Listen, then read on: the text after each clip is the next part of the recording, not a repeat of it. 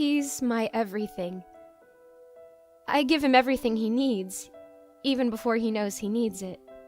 I cook for him, I keep the house tidy. When he comes home from work, I'm always there, greeting him with a warm meal and a bright smile. Everything within the home is my domain. In here, I can do anything I want. Go on the internet, watch TV, listen to the radio, anything. That's why not being allowed outside doesn't bother me so much. Besides, it's not like I want to leave.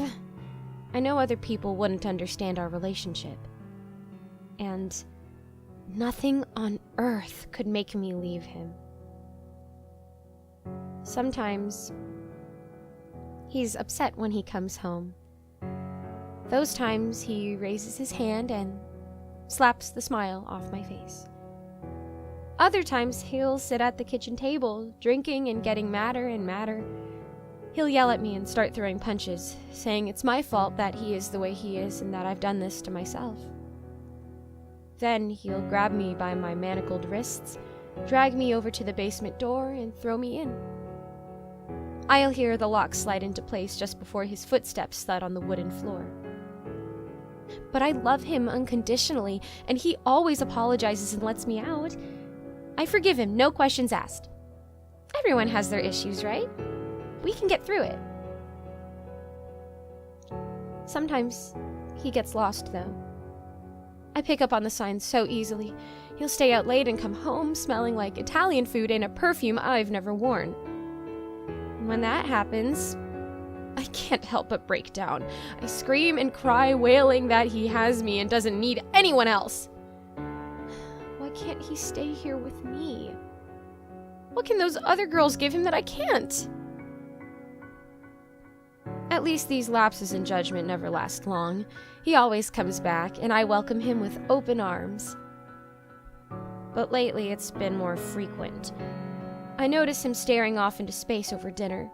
He's always distracted, and sometimes he looks at me with open revulsion. And I've been smelling perfume again too, but it's always the same perfume. He's never lingered this long over any of those other girls. What makes her so special? What makes her better than me? This morning, he sat me down on the couch. He told me he's bringing her home this evening, and my job is to make them a nice dinner and stay out of sight. He said that if everything went well, she'd get to meet me. He said he thought she would make a good addition to our family. I tried to tell him no, that I'd never cook for some garden variety tart, but he just scowled viciously at me, snarled that I'm not the boss of him, and left. I knew I'd make him angry, and I hate making him angry. So when he opened the basement door several hours later, I just obediently ascended the stairs and sulked all the way to the kitchen. I set about preparing a salad and a pasta dish for them to enjoy. I took great care setting the table, wanting to make everything perfect for him in spite of my stabbing jealousy. He watched me closely as I put the food down, making sure I didn't do anything to mess up his date. But he didn't pay as much attention to me when I put a little something extra in her wine. I waited in the kitchen unseen as the doorbell rang. I heard a soft, feminine voice, quickly joined by his stressed, nervous laughter. As they chatted and giggled their way through dinner, evidently having a lovely time, I stayed perfectly still in the kitchen so she wouldn't hear the rattling of the chains around my hands and feet. I waited until I heard her start to choke and her breathing grow heavier. Then I stepped out of the kitchen and watched her writhing on the floor. Just as I suspected, she was younger and prettier than I am. Eventually, she turned her baffled eyes on me. She died with a look of horror on her face. Oh, he was mad at me.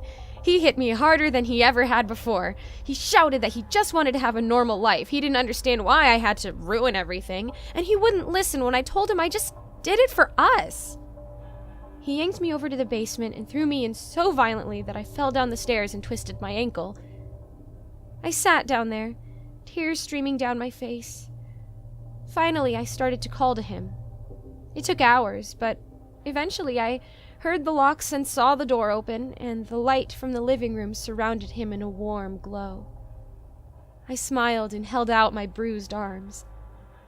He was sobbing as he descended the stairs, and fell into my embrace. He clung desperately to my shirt while I murmured soothingly to him.